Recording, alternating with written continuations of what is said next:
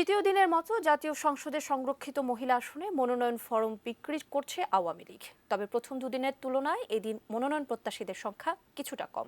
যারা মনোনয়ন ফরম নিচ্ছেন তাদের প্রত্যাশা, ত্যাগীদের মূল্যায়ন করবে দল।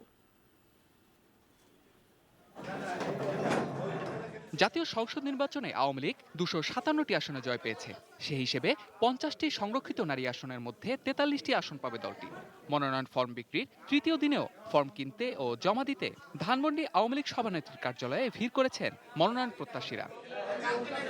তবে প্রথম দুদিনের তুলনায় বৃহস্পতিবার তুলনামূলক ভিড় ছিল কিছুটা কম। মনোনয়ন প্রত্যাশীরা বলছেন, সরকারের টানা ২ মেয়াদের উন্নয়নের ধারা অব্যাহত রাখতে সুযোগ চান তারা। তবে পুরনোদের পাশাপাশি নতুন মুখ অনেক, তাদের প্রত্যাশা নতুন কিছু করার।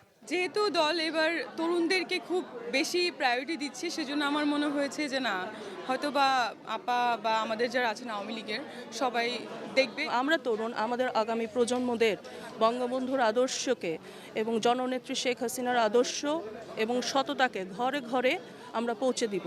আমরা তো শীতকালীন অতিথি পাখি না, আমরা সেই ছাত্র জীবন থেকে পলিটিক্স করে আসছি।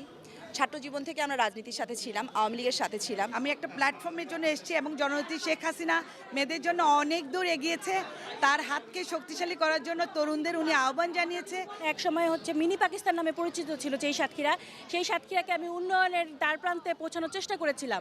মনোনয়ন নিতে আসা কেউ বলছেন দেশের জন্য কিছু করতে চান তারা, কেউ বলছেন এলাকার উন্নয়নের কথা, আবার কারো কারো চাওয়া রাজনৈতিক ত্যাগের মূল্যায়ন। যারা মূল স্রোতধারা থেকে দূরে আছে তাদেরকে স্রোতধারা এনে মধ্যময়ের দেশ এবং উন্নত বিশ্বে আমরা প্রবেশ করতে পারবো, তাদের অংশগ্রহণ সহ।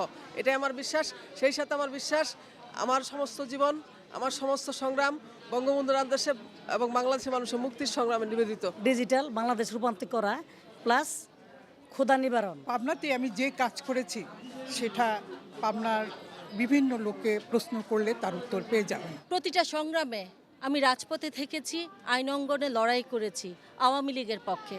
দলের সুসময়ে ছিলাম, দুঃসময়ে ছিলাম, আবার ভবিষ্যতেও থাকবো। এজন্য আমি প্রত্যাশা করি শুক্রবার সন্ধ্যা ৬টা পর্যন্ত মনোনয়নপত্র বিক্রি হবে।